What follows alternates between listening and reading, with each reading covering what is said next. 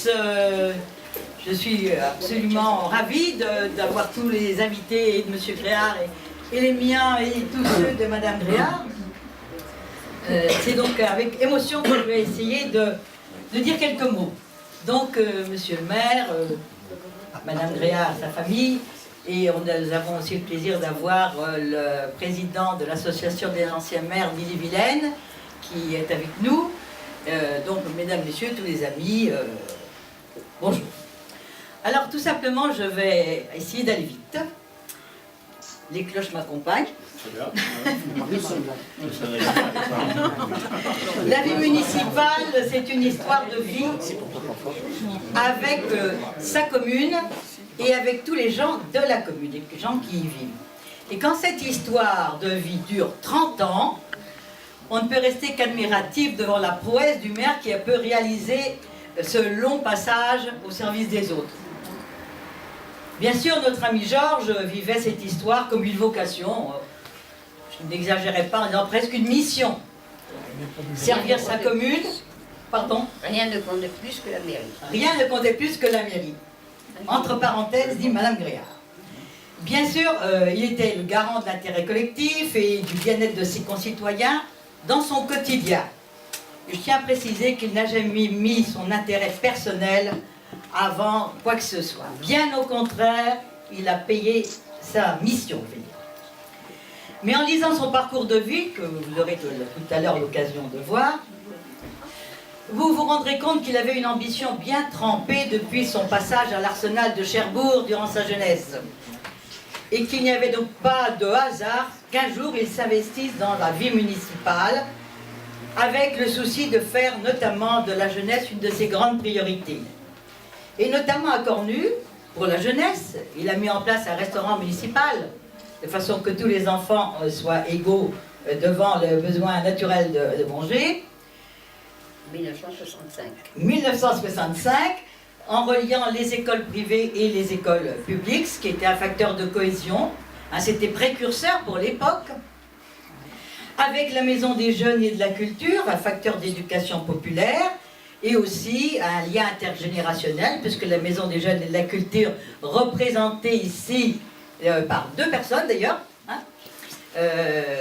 la Maison des Jeunes accueille les gens de, j'allais dire, de 7 à 77 ans, mais c'est même un peu plus. L'éducation avec l'école maternelle qu'il a mis en place, et un souci permanent de mettre des matériels adéquats pour le bien-être des enfants. Et monsieur Calvet, je ne sais pas s'il est arrivé, mais qui doit passer, pourrait en témoigner, parce qu'il était souvent en train de lui demander des choses.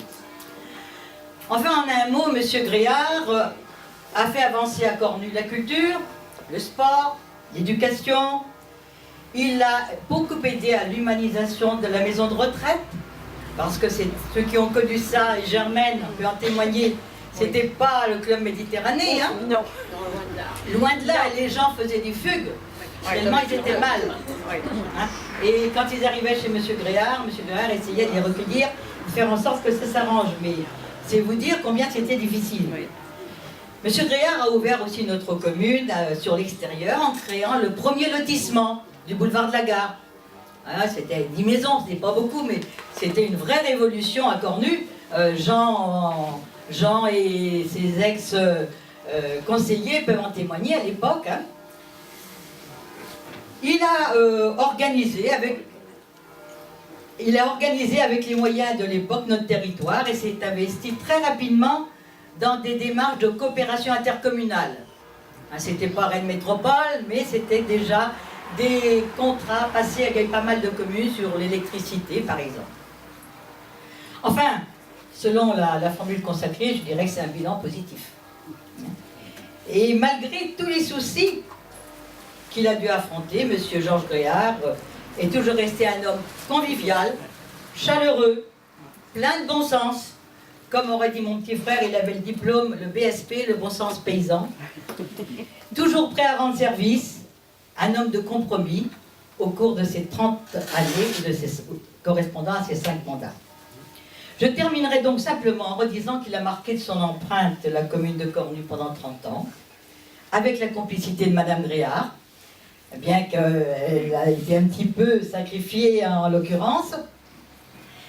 Mais je devais, en qualité de maire honoraire et au nom de nombreux Cornusiens, de le remercier pour ce travail au service de la République et des valeurs de la République.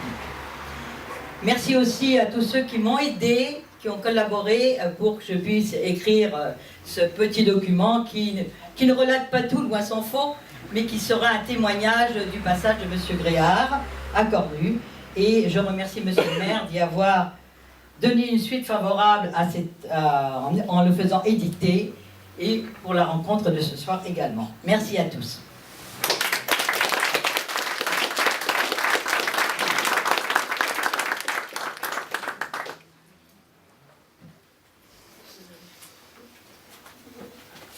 Écoutez, Madame Gréard, peut-être le micro, si ça marche. Madame Gréard, Madame le maire honoraire, Monsieur Maillard qui représente donc les anciens maires du département, Mesdames, Messieurs les élus, Mesdames, Messieurs, chers amis. Donc, comme l'a rappelé Juliette, nous sommes tous réunis aujourd'hui pour rendre hommage à un homme que j'ai qualifié de peu ordinaire, qui a donné de son temps et de sa personne pour sa commune et ses concitoyens. Cet homme, c'est Georges Gréard. Alors, élu conseiller municipal en 1959, il devient maire à 40 ans, un des plus jeunes maires de la commune. Le plus jeune maire de Voilà. France. Il va exercer cette fonction durant 30 ans, jusqu'en 1989, où il sera battu par une nouvelle équipe. C'est cela la démocratie, et M. Gréard l'avait accepté. Pour bien se rendre compte de ce parcours particulier, je pense qu'il faut se souvenir qu'en 1959, l'électrification de la commune débute à peine. Aujourd'hui, nous nous évertuons à effacer ces mêmes réseaux qui ont fait la fierté de nos élus il y a quelques années. Pour la première fois, le maire évoque la création d'un lotissement, tu l'as dit, de 10 maisons. Je ne sais pas si mon micro il fonctionne. De 10 maisons à 7 francs le mètre carré. Nous sommes aujourd'hui à 150 € le mètre carré. Les habitants sont inquiets et s'interrogent sur l'origine des futurs habitants. Aujourd'hui, Cornu est sur une programmation de plus de 300 logements. Donc sur 10 ans, vous imaginez aussi les inquiétudes du moment. Rien n'est nouveau finalement. L'eau potable arrivera sur le bourg en 64 et les premiers programmes d'assainissement verront le jour en 66. Je vais vous citer quelques réalisations que vous allez retrouver dans cette brochure. Réalisations notables qui ont vu le jour durant ces différents mandats. C'est les premiers plans sommaires d'urbanisme en 1963. Création du groupe scolaire Boulevard de la Gare. Création de la garderie scolaire aussi, ce que je viens de noter. Premier repas du CCS, j'en dirai un mot tout à l'heure. Création de la station d'épuration qui aujourd'hui n'existe plus, puisque nous sommes reliés sur Chartres de Bretagne. Création de la salle de sport. Création, rénovation des bâtiments de la mairie actuelle. Participation à l'agrandissement de la résidence de Lise, on l'a dit tout à l'heure.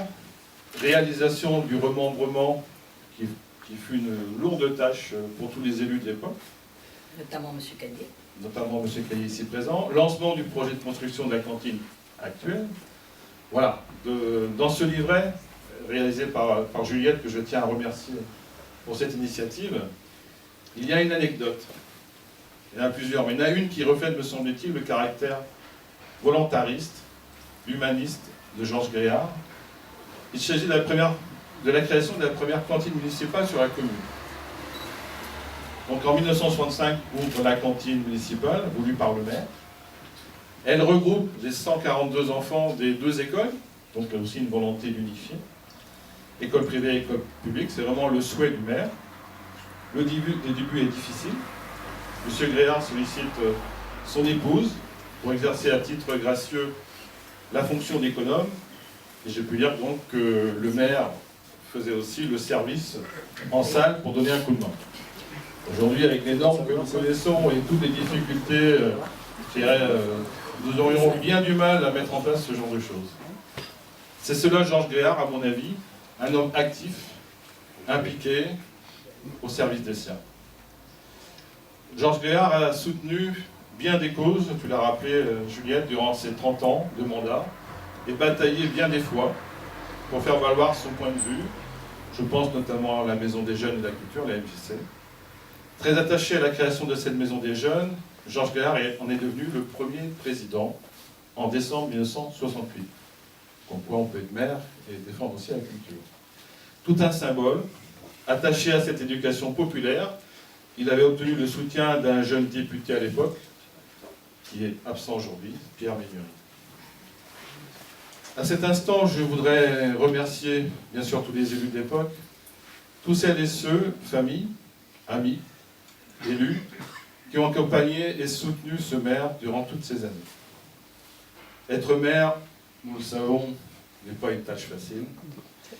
On a beau être l'élu préféré des Français, c'est pas toujours simple à vivre. La fonction de maire est une alchimie assez étonnante. Au présent, il faut susciter l'adhésion, sans oublier de faire le bilan de vos actions passées, tout en proposant à vos administrés une vision future, une vision d'avenir. Cette brochure, réalisée par Juliette, est un fort témoignage de la vie d'un homme, encore une fois, peu ordinaire. Il est maintenant temps que sa commune lui témoigne également hommage et reconnaissance. Dans quelques mois, un nouvel équipement verra le jour à Cornu. Il s'agit d'une maison dédiée à l'enfance et à la jeunesse. Elle sera située aux abords du groupe scolaire qui a vu le jour grâce à M. Gréard.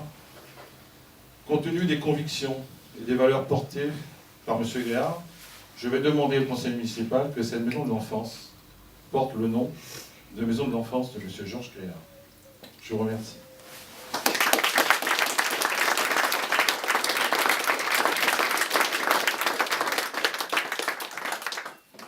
Merci. Donc, moi, je vais intervenir au nom de la famille, puisque je suis la pièce rapportée, donc Georges Gréard était mon beau-père, et au nom de tous les amis et des personnalités qui sont ici.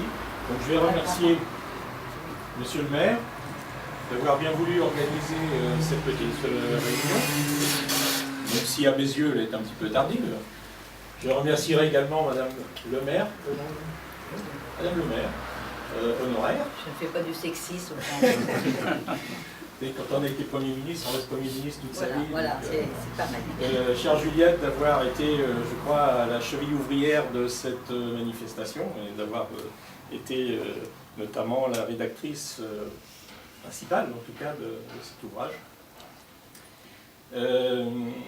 Je crois que 30 ans au service de la commune, effectivement, c'est quand même quelque chose qui se marque. Moi, j'étais fier de mon beau-père, je dois dire, et c'était à mes yeux un grand humaniste. Je crois que ce qui l'intéressait, c'était les gens. Il me semble avoir entendu dire qu'à une certaine époque, il envisageait de rentrer dans les ordres, n'est-ce pas? Il avait vaguement eu cette idée. Bon, je crois qu'il a trouvé, en étant maire, l'apostolat qu'il voulait mener, donc aider les gens, faire des choses.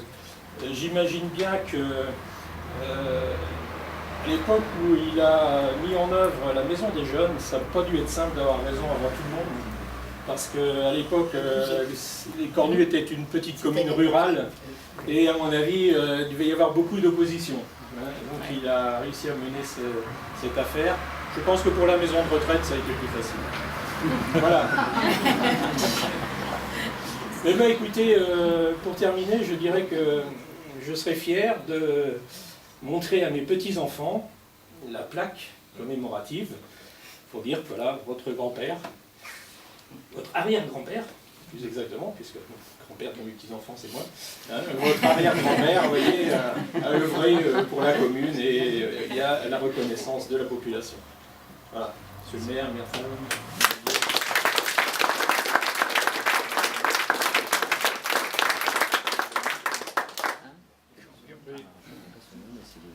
Oui, pour préciser,